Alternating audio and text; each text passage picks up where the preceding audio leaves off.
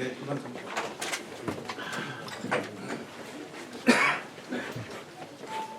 안녕하세요. 오태인 윤석 기자입니다. 네. 시장님 좋은 추경안 때문에 요새 고민 많이 하시는 것 같은데, 그런데 저희 기자들이 봤을 때 이 의회하고 이 시하고 요 근래 이제 대립이 너무 많은 것 같습니다. 이런 것을 좀 했으면 하는데 시장님의 이 견해 좀 부탁드립니다. 저도 제발 그러기를 바랍니다. 제가 취임할 때부터 의회와의 협치 잘 되겠느냐 이런 말씀을 우리 기자 여러분들께서 여러 번 지적을 해주셨고, 저는 그때마다 이렇게 답변을 했던 것 같습니다. 우선 여야 간의 문제는 있긴 하겠지만 제가 진정성을 갖고 대화를 하면 시의회도 이해해 주시 않겠느냐라는 말씀을 드린 것 같습니다. 그리고 실제로 저는 진정성을 갖고 말씀을 드렸다고 생각하고 이제까지 시의회도 잘 협조해 주셨습니다. 근데 최근에 이런 일은 아마 이제 문화재단 대표 선임과 관련돼서 청문회다, 또 공모 절차다, 뭐 이런 것 때문에 이순열 의장이 여러 가지 논평도 발표하고 하는 그런 상황 때문에 우리 언론인 여러분들께서 걱정을 말씀을 저한테 주시는 것 같습니다.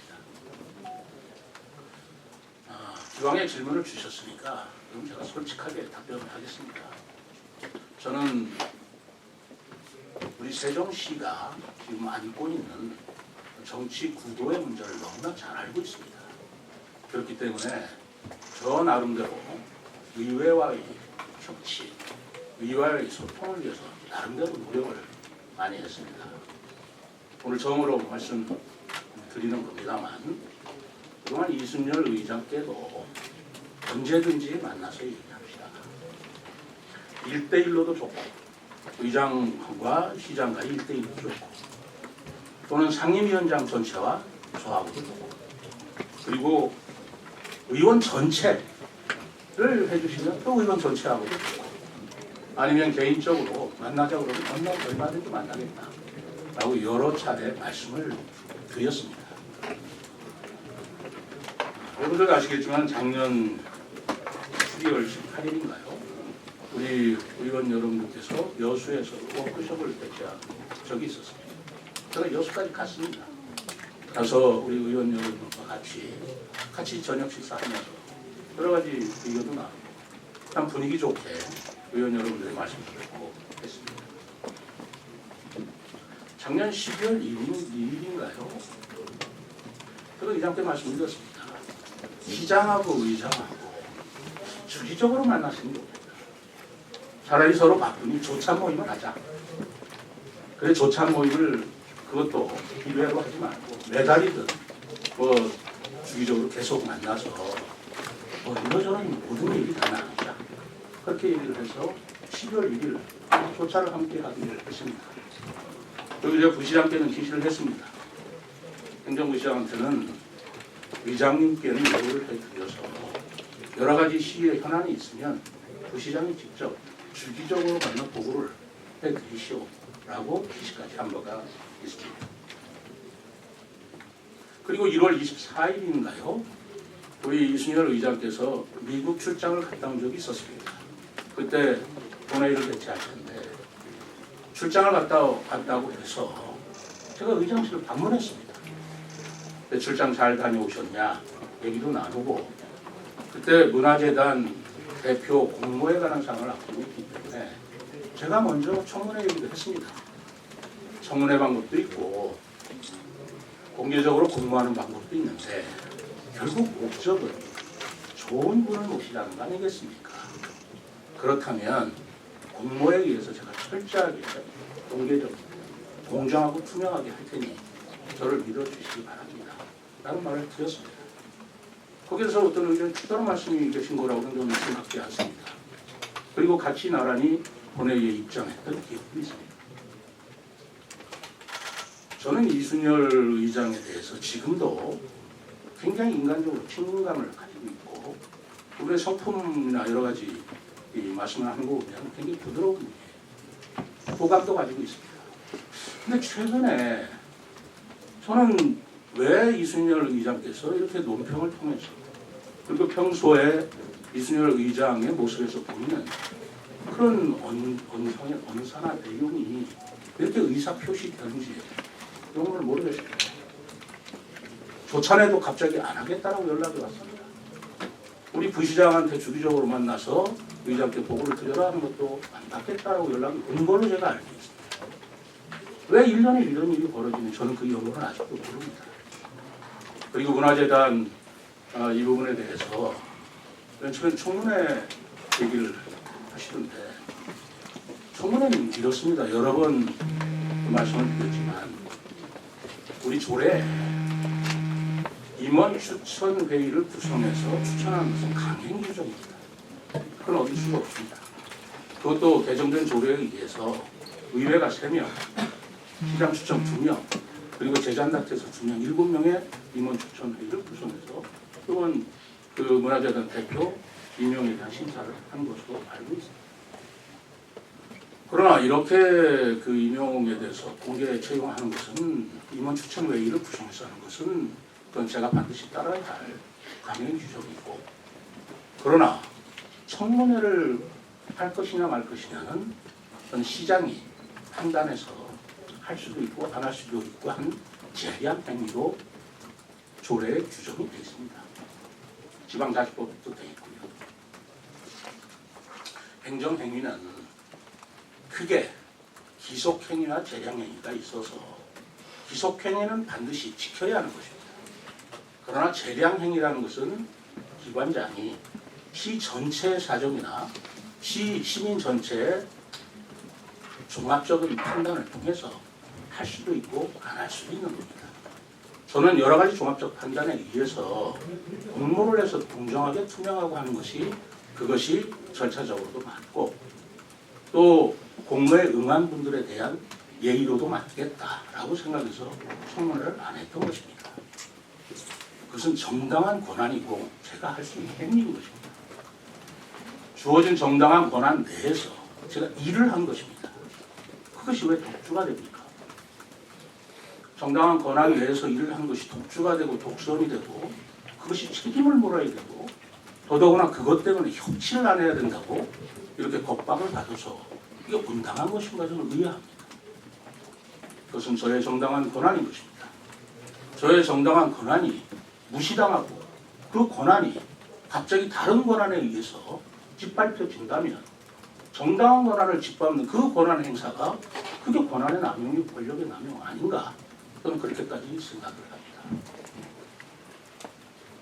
저는 지금도 우리 이순열 의장에 대한 개인적인 인간적인 신뢰는 그대로 유지하고 있습니다. 왜 이렇게 최근에 갑자기 조찬도 안 한다고 연락이 오고 그리고 논평을 통해서 또 전체 의회 총의가 아니고 개인 명의로 논평을 했더라고요. 그리고 논평의 내용조차도 저로서는 굉장히 납득하기 어려울 정도로 과한 표현이 넘었습니다. 난 왜 1년에 이런 사태가 벌어지고 있는지를 모르겠습니다. 그것이 최근에 총선과 관련된 일인지 어떤 일인지 저는 그 연유를 모르고 있습니다. 제가 느끼고 있는 것은 이것이 전부입니다. 청문회는 제가 여러 가지 종합 판단해서 이렇게 하는 것이 훨씬 더 유능하고 훌륭한 분을 모실 수 있겠다고 생각해서 청문회는 제가 안 했습니다. 그것이 무슨 정당한 권한을 벗어나는 거라면 제가 위법한 행위로 질책을 받거나 책임을 받을 수 있으리라고 생각합니다만 그거는 엄연히 법상에 제가 할 수 있는 권한 내의 일이었습니다. 그것이 비난받을 같은 이유가 없다고 생각합니다. 그리고 공모 절차에 관한 사항도 그렇습니다. 최근에 그 문화재단 이사회에 이사장으로서 승인을 했습니다만 박영국 신임 문화재단 그 대표가 무슨 그 블랙리스트를 주관했다 뭐 이런 것들은 본인도 전혀 그런 사실이 없고 그리고 자기 스스로도 그거는 자기의 명예를 훼손하는 것이라고 심히 유감이라고 의사표시를 해왔습니다. 거기에 이순열 의장께서도 그건 잘못됐다. 진심으로 공개 사과한다고 했습니다. 그러면 그것으로 된 거 아니겠습니까? 진심으로 공개 사과를 했다면 이제는 박영국 시민 대표가 일을 할 수 있도록 도와주시는 게 진심이 섞여 있는 그런 것 아닐까요? 그렇지 않습니까? 저는 박영국 신임 대표가 진심으로 그 능력을 발휘할 수 있도록 저와 그리고 의회와 우리 시민들이 도와주고 힘을 실어줘야 된다고 생각합니다. 이것이 마치 새로 추경 예산을 편성하는 데 있어서도 또 마치 우리 시민들께서 표현하시는 것처럼 시정의 발목을 잡는 모습으로 예산 심의에 어려움을 겪게 한다든가, 그리고 예산 심의에 있어도 제가 중점적으로 하고자 하는 공약 사업이라든가 중점 시책을 심의 과정에서 굉장히 어렵게 한다면, 그것이 또 뭐 이거와 연관돼서 그렇게 한다면 저는 그 또한 납득하실 수 없다고 생각하고 우리 시민들께서도 그건 이해해 주시지 않으리라고 생각합니다. 이것이 답니다. 그 이상에 제가 드릴 말씀도 없고 그것이 다입니다. 언제든지 저는 지금도 똑같이 얘기합니다.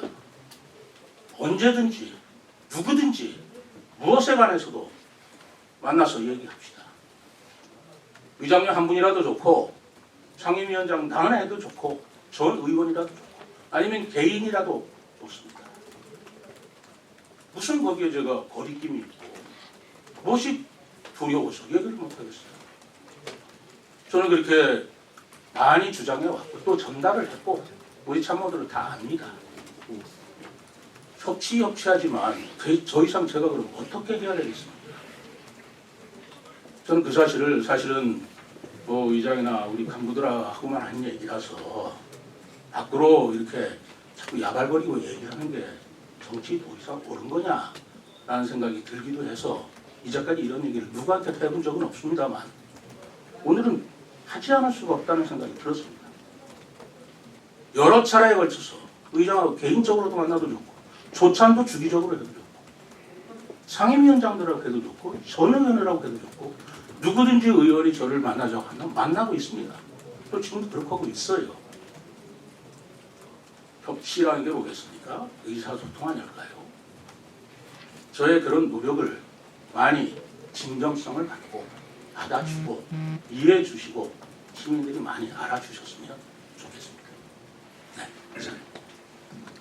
네, 다시 한번 말씀드리지만 먼저 추경 오늘 주제인 추경안 좀 질의해 주시고 KBS 한설 기자님. 네.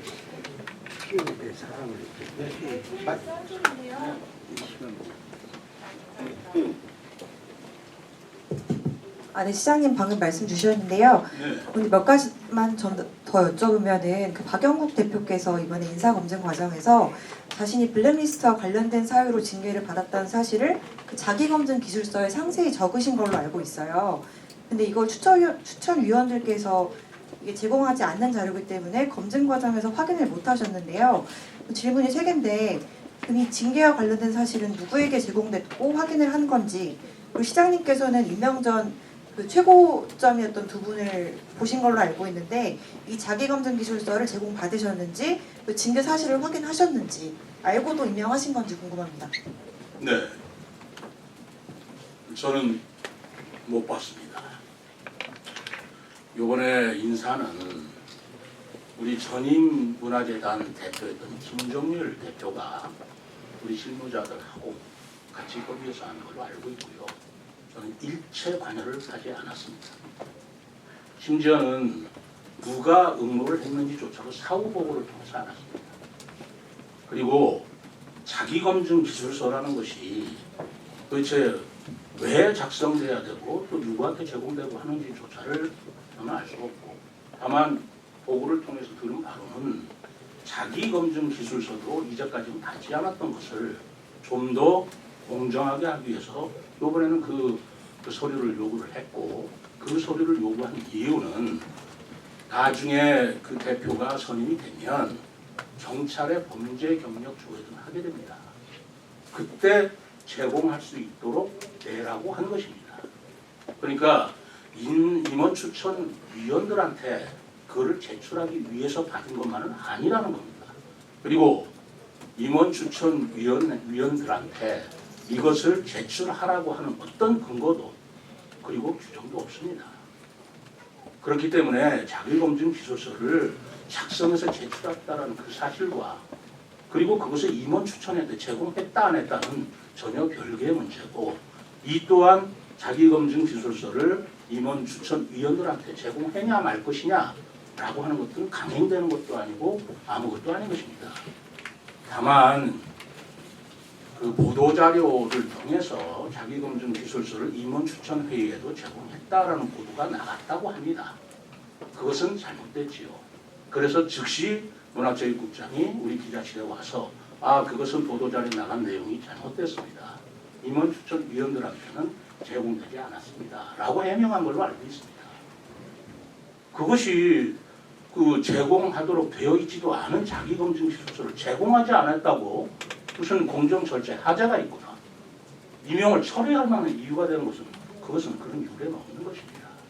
그렇게 이해를 해주시면 좋겠고, 저는 그 16분이 공모했다고 듣고 있습니다만 제가 16분이 누군지는 기억되지도 않고 나중에 1위, 2위만 저한테 올라왔길래 1위에 대해서 제가 결재를 했습니다. 그리고 그 중간 과정에 관한 것은 진심을 갖고 얘기합니다. 전혀 관여하지 않았습니다. 그럼 철저하게 공정하고 투명하게 하라라는 지시만 내렸습니다.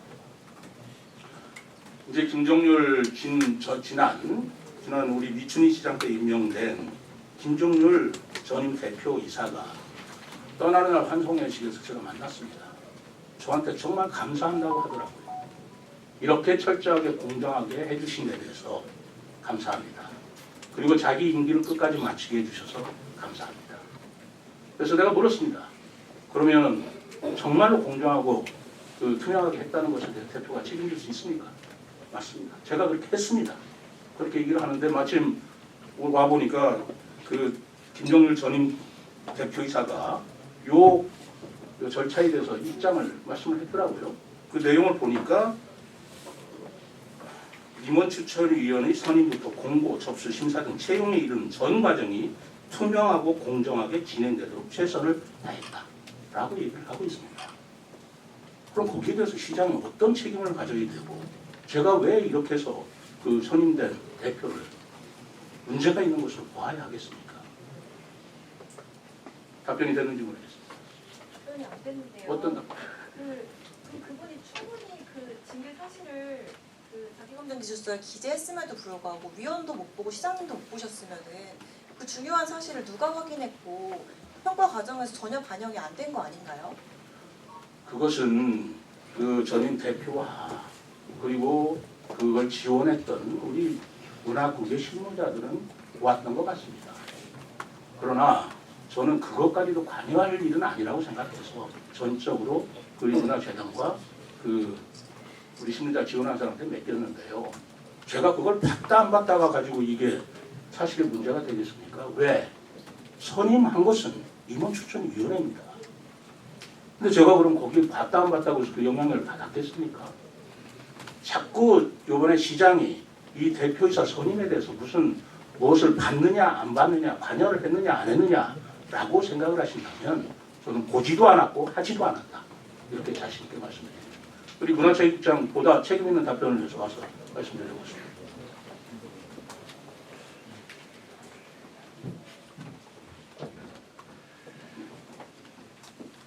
여러 가지 말씀을 주셨는데요.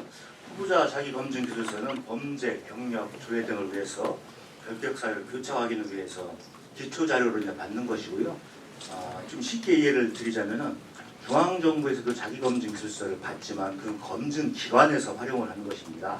그렇기 때문에 인사청문이 실제로 열리면 그 자료를 토대로는 인사청문 자료로 제공이 되는 것이고요.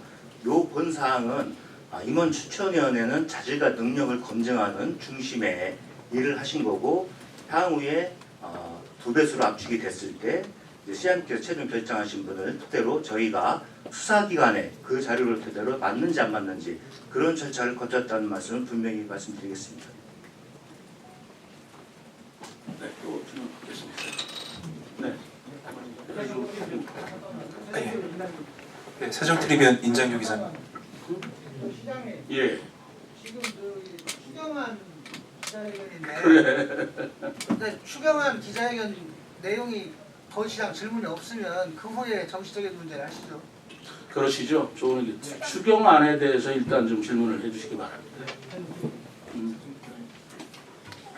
세종TV 임장교 기자입니다. 네. 예산 관련해서 좀 보겠습니다. 네. 네, 장욱진 기념관 관련된 예산이 원래는 이제 올해 착공 예상이었습니다. 그 94억 원이 원래 배정이 됐어야 되는 부분이었는데 작년 본예산에도 빠졌고 이번 추경에서도 빠졌습니다. 물론 어려운 상황이기 때문에 우선순위가 있어가지고 이렇게 배정된 것도 있겠지만 이 장욱진 기념관 관련해가지고 좀 두 가지만 여쭤보겠습니다.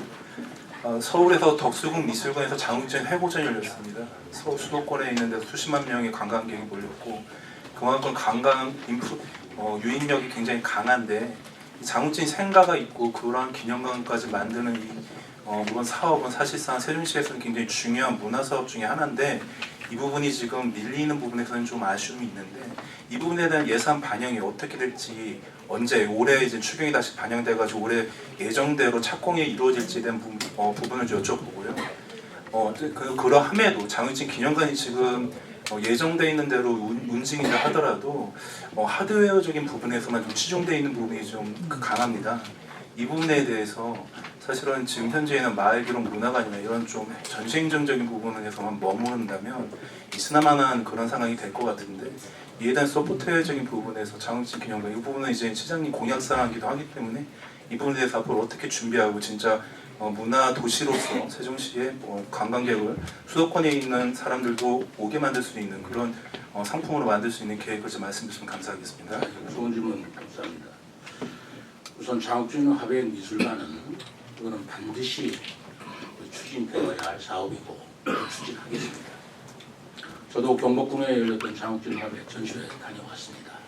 그리고 장욱진 화백의 따님도 만나뵀습니다. 이 장욱진 화백 미술관을 추진하고자 하는 의지는 변함이 없습니다. 그러나 지금 뭐 솔직히 말씀드리면 예산이 좀 넉넉하다면 왜 하지 않았겠습니까? 신규성 사업, 신규 사업은 아니지만 신규성 사업에 대해서는 최대한 우리들이 이번에 예산 반영이 어렵다 보니 그 장욱진 화백을 둘러싼 마을회관이나 하는 그 보상비는 이번에 예산을 세웠습니다. 그러나 실제로 공사 착공에 이른 공사 사업비를 못 세운 건데요. 이거는 송구하기 짝이 없습니다.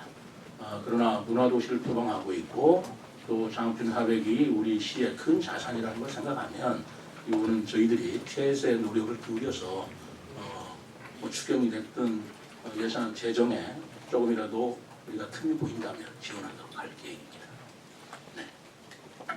예, 또 동부특단 질문 박나라. 네, 저 이번 추경 경정 예산안 보니까 최종 예산안보다 뭐 11.4% 삭감이 됐습니다. 예산안 줄이는 위해서 정말 허리띠를 졸라맨 흔적이 명확히 보이는데요. 아무리 경기가 좋지 않고 대규모 세출 구조 조정이 일어났더라도 이걸 지난해 말 본 예산 편성할 때 충분히 예측 가능한 일이 아니었을까라는 아쉬움이 드는데요. 이게 한두 푼 준 게 아니잖아요. 고작 한두 달 사이에 마이너스 추경이 이 정도까지 일어난 거는 이게 세종시의 재정 운영 능력 부족이라는 볼멘 소리도 들려요. 여기 대해서 어떻게 생각하십니까? 그런 말씀을 하신다는 것도 하실만한 얘기라고는 생각을 합니다. 그러나 이 추경이라는 것이 새로 발생한 세입이 생겼습니다. 예를 들어서 교부세라든가 아니면 세계 잉여금이라든가 또 지방세 수익 관리에 대한 이자 부분이라든가라는 것들이 생겼고 작년에 국내산에 당연히 부담시켜야 할 국비와 지방비 예산의 그 지방비 부담액을 본예산에 했더라면 좋았을 뻔했습니다만 그때 예산을 편성하면서 추가로 들어오는 세입을 부과하면서 추경에서 편성하자는 방침을 세웠었습니다. 그러니까 그건 예측의 잘못이라고 생각하실 일은 아니고 예측은 되었지만 예산 편성 기술상 이번 추경 예산을 통해서 반영시켰다라는 말씀을 드리고요. 그렇기 때문에 지금 1,001억의 예산 중에서 바로 그 복지 파트 예산, 국비와 지방비를 부담하는 예산이 965억인가요? 거의 대부분을 차지하는 것은 예산 추계가 우리가 못해서가 아니라 바로 국비에서 지방비 부담할 것을 추경에 미뤄놨다. 이렇게 좀 이해를 해주시기 바랍니다. 네. 다음은 뉴스팀 홍문진 국장. 네, 뉴스팀 홍문진입니다. 예산에 관해서 두 개, 네. 하나 더 네. 될지 모르겠는데 우선 그 본 예산 편성할 때 불확실했기 때문에 이제 추경에 편성하신 거 지역화폐 발행 관련해서요. 여민전 운영 계획이 이제 확정이 됐을 것 같은데 추경이 나올 정도면 구체적으로 좀 설명해 주시고요. 그다음에 시장님께서 취임하시고 지방채 발행을 억제를 하셨는데 이번에 추경에 60억 발행을 하는 가운데 제일 크게 반영된 게 47억 5천만 원 도시 바람숲길 이게 어떤 사업인지 궁금하고요. 마지막으로 우리 세종시가 문화도시 예비 도시로 지정이 됐는데 4억 원 지금 추경에 예비 사업 추진비로 편성이 됐는데요. 구체적으로 좀 어떤 사업인지 설명. 다시 말씀해 주시죠. 예비 도시 편정돼서 네. 국비로 4억 원 지원을 받는 것 같은데 어떤 사업을 하실 건지 좀 구체적으로 설명 부탁드립니다. 이상입니다. 도시바람 숲길을 예비비로 조성하는 건 아니죠.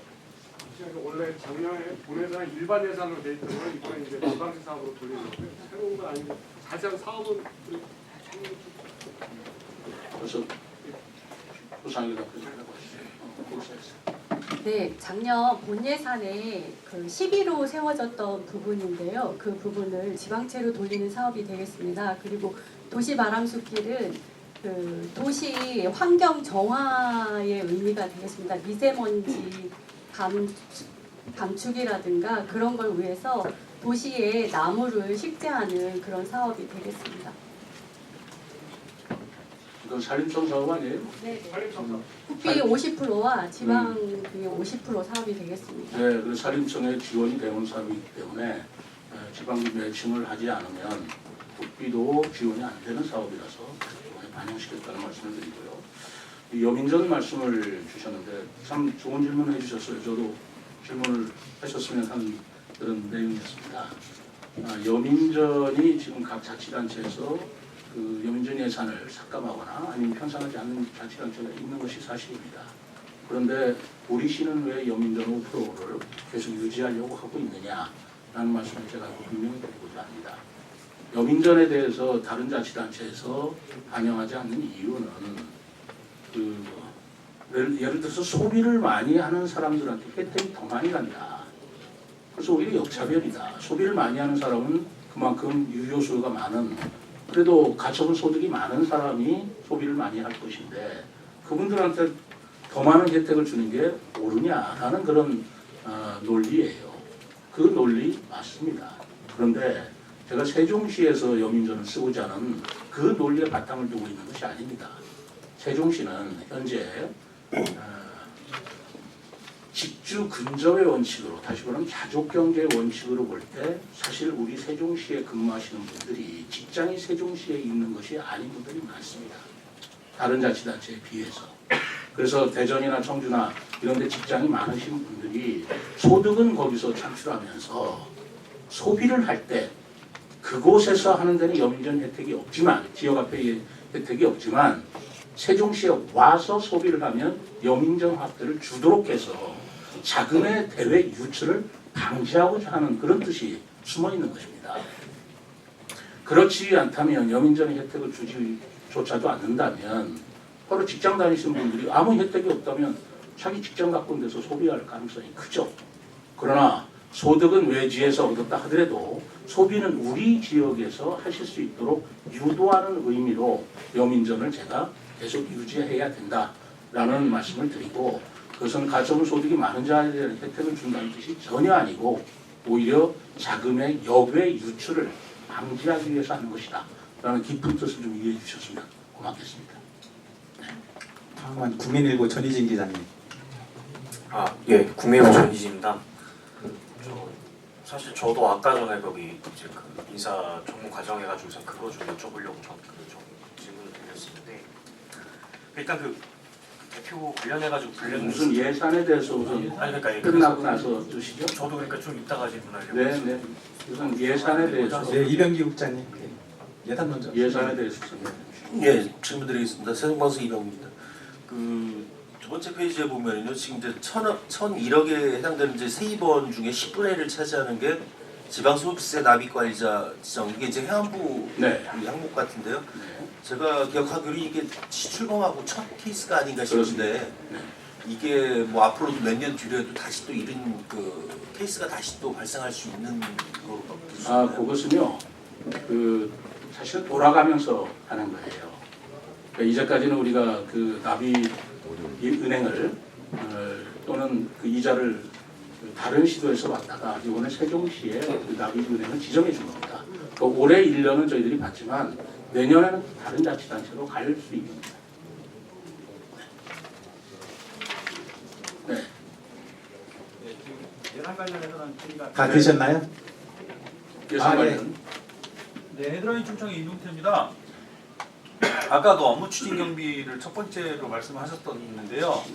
이 업무 추진 경비가 지금 시장님 이하 그 간부님들의 단순한 업무 추진 경비입니까? 아니면은 시의 뭐 기본 행정 기본 경비 내지 아니면 직원들의 뭐 복지비 같은 거, 복지 혜택비 같은 것도 있는데 그것까지 같이 포함돼서 30%를 줄인다는 얘기입니까? 아니면 업무 추진비만 줄이겠다는 얘기입니까? 업무 추진비라는 항목이 있습니다. 그리고 복지비는 복지비 항목이 있는데요. 뭐 그거를 전부 다 직원들이 쓰는 어떤 개인 업무 추진에 관한 예산이라고 생각하실 수 있겠지만 사실 복지카드까지도 생각해보지 않은 것은 아니었다고 생각합니다. 그런데 사실 복지카드는 업무에 관한 경비라기보다는 인건비적 성격이 강하다고 봐집니다. 그래서 업무 추진비나 이런 것들은 우리가 절감을 할 수 있지만 정부도 인건비를 깎으라는 지침이 있는 건 아니거든요. 그래서 제가 직원들의 복지카드 그 예산은 그대로 온전히 살리는 게 옳겠다라고 판단을 하고 그렇게 했습니다. 예, 세종파람이 네. 박은주 대표님. 네, 세종파람이 박은주입니다. 아까 앞서서 앞으로 되돌아가겠습니다. 의장님의 기자회견도 다녀왔는데요. 예산은 다 끝났 마지막이라고 하지 않으셨어요? 예, 그럼 마지막 하세요. 하시고 할게요. 그럼. 아까 소소한 건데요. 문화도시 읍면동 지역문화행사 비용도 4억 정도 삭감이 됐고 스포츠산업 혁신기반 조성사업도 9억 원 정도가 삭감이 됐습니다. 지금 앞으로 큰 행사를 남겨두고 스포츠 쪽 예산이 좀 더 강화돼야 될 것 같은데 삭감된 이유하고 지역문화에서 4억 1,800만 원 삭감된 건 어떤 건지 좀 알려주십시오. 이번 예산을 편성하면서 우리 직원들끼리 불필요한 예산이 무엇인가에 대한 치열한 사실 토론이 있었습니다. 사실 우리 직원들 입장에서는 다 살리고 싶었겠죠. 그러나 우리가 구조조정이라는 차원에서 재정의 구조조정, 조직의 구조조정, 인사의 구조조정이라는 차원에서 과감히 이제까지 관행적으로 해왔지만 불필요한 예산은 깎아서 보다 필요한 하지 않은 예산에 우리가 보충을 해줘야 되지 않겠느냐라는 논의를 하다 보니 가장 많은 내용이 축제성 예산을 깎자라는 것이었습니다. 그것들 중에서 축제성 예산이 조금씩 다 깎였어요. 그 중에서도 읍면동별로 체육대회가 있고 읍면동 또 지역 행사가 있고 그러는데 어떻게 보면 다 중복되는 거 아니겠는가. 그래서 필요한 예산만 세우고 중복된 예산들은 깎아내자라고 하는 차원에서 추진이 됐고요. 읍면동의 직원까지도 전부 다 이 동의를 받고 의견을 수렴해서 하는 것입니다. 그리고 체육 관련 경비는 우리가 27년도 유대회가 있기 때문에 체육 관련은 더 지원을 많이 해서 지원해 주는 게 옳습니다. 옳은데 그렇다고 해서 체육 행사를 전반적으로 깎은 건 없고요. 체육 행사 중에서도 업무 추진에 관련된 그런 사항, 그러니까 본질적인 체육 진흥에 관한 것들은 가능한 한 삭감하지를 않고 다른 부분에 대해서 저희들이 삭감했다고 하는 원칙을 세워서 있습니다. 우리 체육회 우리 열심히 노력하시고 우리 선수들 좋은 성적 거둬주시는데 굉장히 미안스럽기도 하고 아쉽기도 합니다만 이런 과정을 거쳐서 좀 더 내실 있는 그 내공을 기한다면 그 다음에는 더욱 좋은 성적을 거두리라고 생각합니다. 예상하기에는 이 정도로 질문이 된 것 같습니다. 저기 시간상 그 2분 정도만 다른 질문 갖고 시장님 그 차후 일정이 있기 때문에 좀 해주시도록 하겠습니다. 네, 아까 뭐 어떤 내용이었죠? 먼저 아까 국민일보 정인진 기자님이 아까 예. 신청하셨습니다. 네. 그 일단 문화관광재단 이분 그 저기 유명 예정자분 관련해서 이분이 관련 감사를 그 블랙리스트 관련해서 감사를 받으신 건 맞는 것 같은데 중간 과정에 대해서 뭐 전혀 우리 시장님께서 관여를 안 하셨다면 뭐 이게 뭐 이 감사 관련된 내용이 뭐 검증 과정에서 평가 요소로 반영이 됐는지 여부도 잘 모르실 것 같아요. 그렇다면은 시장님 개인적으로는 이게 블랙리스트 때문에 감사를 받으신 이력이 있으신 분이 이분이 이제 그 관광재단 대표이사로서 좀 합당한 인물이라고 좀 생각하시는지 개인적으로 좀 어떻게 생각하시는지 좀 답변해 주시죠. 블랙리스트와 관련돼서 주도했거나 한 사실이 없다고 박영국 대표가 얘기를 했고 거기에 대해서 그게 있다고 논평했던 우리 이순일 의장이 공개적으로 사과를 한다고 했습니다. 그럼 거기에 관련된 사항은 아니고 다른 사항에서 행정적 책임을 대해서 견책이라는 경징계를 받은 거 있지 않습니까? 경징계를 받았다 해서 이것을 그 문화재단 대표이사로도 서민하지 못할 정도로 중대한 과실이냐, 중대한 흠이냐라는 것은 그것은 또 다른 문제입니다. 그렇기 때문에 뭐 저 개인적인 생각을 말씀드린다면 그 당시에 여러 가지 형평상 받은 이유가 박영국 대표가 그 콘텐츠 그 관련 업무를 하면서 상부의 지시에 적극적으로 저항하지 않았다라는 이유로 적폐청산 이유로 견책을 받았다고 한다는 것인데 자기가 주도해서 한 것도 아니고 제하자의 입장에서 상부에서 지시하는데 그 적극적으로 저항하지 않았다는 것으로 견책을 받았다고 한다면 그것이 그 대표이사로서 취임하지 못할 정도로 그게 그렇게 큰 과실이고 흠결이냐 생각에 대해서는 좀 논의를 해봐야 될 일이라고 저는 생각합니다. 예, 세종파랑이 박은재 대표님 마지막입니다. 네, 마지막 질문 드리겠습니다. 그리고 네.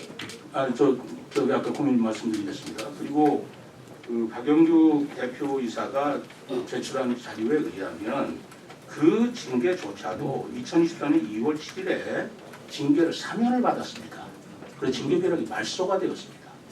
3년 돼서 말소된 기록까지를 문제 삼아서 대표이사라는 중책을 받지 못하게 할 것이냐 그럴 일인가라는 것을 한번 생각해 보시기 바랍니다. 네.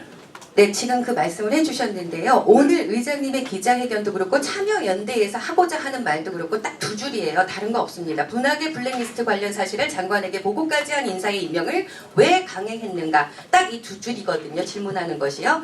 그런데 문학의 블랙리스트 이 어마무시한 단어가 시장님이나 이렇게 말씀하실 때 보면은 그게 별로 걸릴 얘기가 아니야 라고 말씀하시는 것처럼 지금 느껴져요. 이거는 문학의 예술인들에게는 있어서도 안 되지만 있었던 정말 잊지 못할 어마무시한 사건이었습니다. 그래서 아니라고 표명을 했고 네네. 의장께서 공개 사과를 했는데 그게 문제가 될까요? 아니요. 그래서 지금 참여연대에서도 묻고 있는 겁니다. 그러니까 예술인들도 이제 정말 궁금하네? 이렇게 나오는 거 아니겠습니까? 이 궁금증을 해소해주고 말끔하게 그 자기 기술서 쓰신 것도 있고 하다니까 다 보여주시고 본인이 공개해서 말씀을 해주신다면 더 이상 문제될 게 없을 것 같은데요. 그리고 문제가요. 이제 문화재단의 공모사업 발표가 나기 시작합니다. 이 꼬리표라는 게 이렇게 해서 무서운 거예요.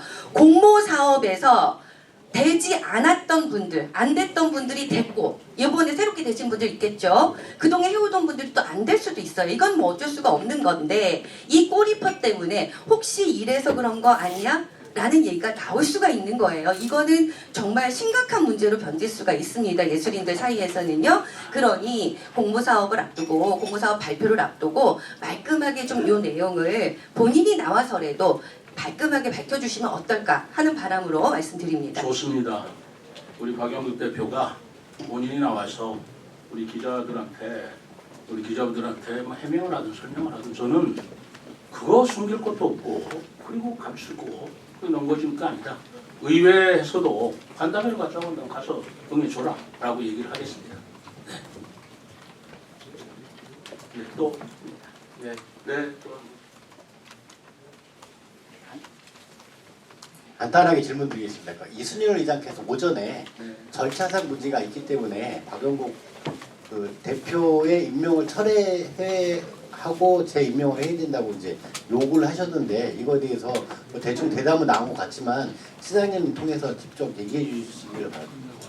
아까 드렸습니다만은 그 철회하자는 사유가 청문회를 거쳐지 않았기 때문에 철회를 한다면 그거는 온당치 않은 말씀이라고 드렸고요.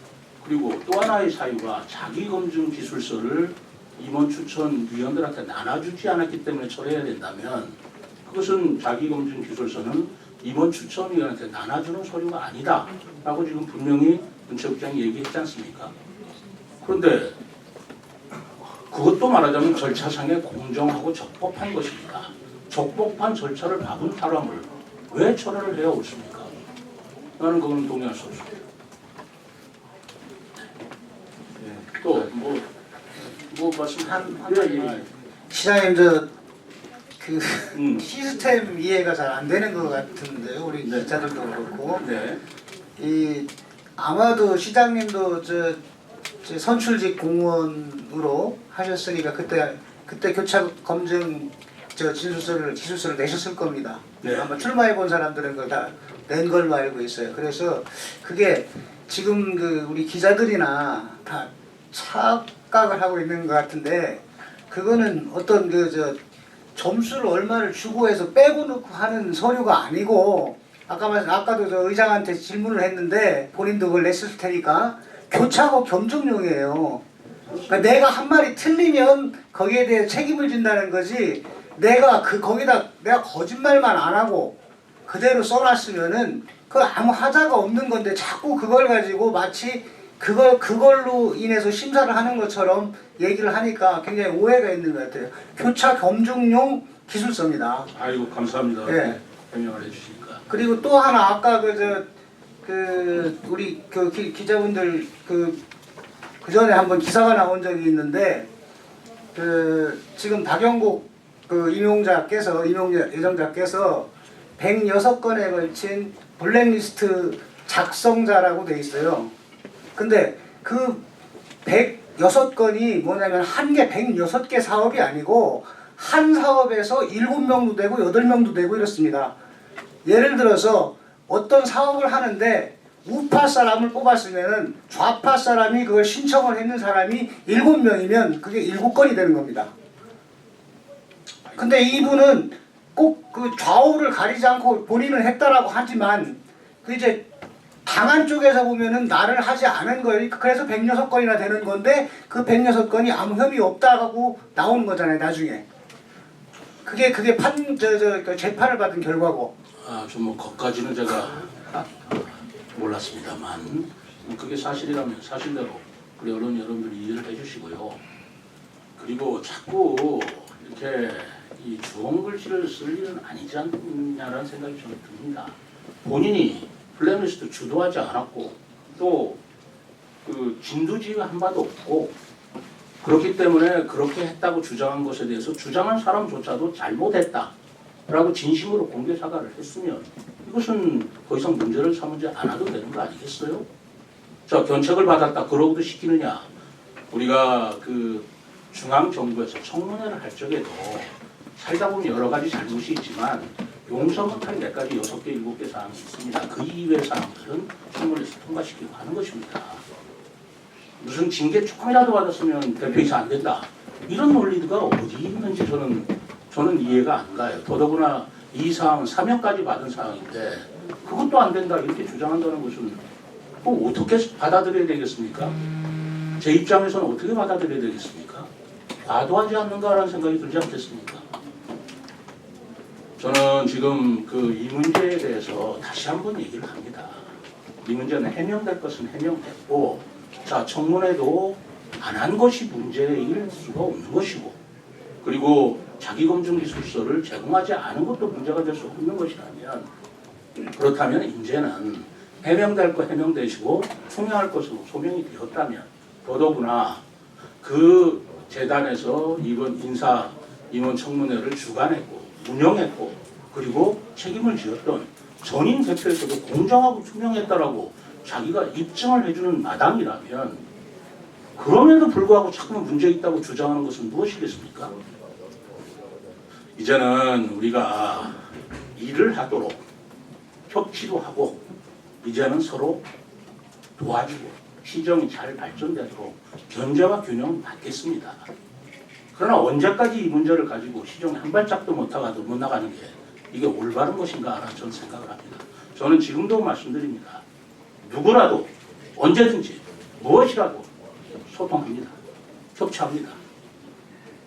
그렇게 해서 이 문제를 풀어나가고 오해가 있으면 풀어드리면 되는 것이지, 자꾸 이렇게 논평 이렇게 갈리는가라는 생각이 들어요. 지금이라도 의장님 만나가지고 제가 얘기 그대로 하겠습니다. 만나기만 한다면. 그렇지 않습니까? 그리고 누차 밝혀왔듯이 그렇게 하자고 얘기를 했고, 그리고 연락이 온 것은 안 만나겠다는 연락이, 제가 안 만나자 또는 만나지 않겠다고 의사를 표시한 건 한 번도 없습니다. 그건 언제라도 좋습니다. 그리고 박영국 대표의 아마 그 여러분들께서도 석연치 않은 점이 있다면 제가 박영국 대표 하여금 직접 해명하고 설명하고 소명할 수 있도록 하겠습니다. 무엇을 숨기고 무엇을 가리면서 갈 일이겠습니까? 우리가 앞으로 생기는 문화재단이나 공모사업이라는 것도 왜 이제까지 4년 동안 민주당 시의장이 했던 분에 대해서는 의혹이 없다가 이렇게 공개적으로 투명하게 한 대표가 하는 것이 벌써부터 의혹부터 달려들고 제대로 하겠냐고 의심하는 것이, 그것이 옳은 것입니까?